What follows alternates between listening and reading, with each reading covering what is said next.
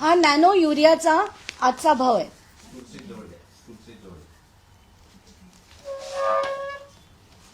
हा जर तुम्ही बघितलात 184 रुपये पर लिटर, म्हणजे जर आपण 10 लिटरची बॉटल घेतली तर आपल्याला 184 रुपये पर लिटरला हा नॅनो युरिया मिळतो.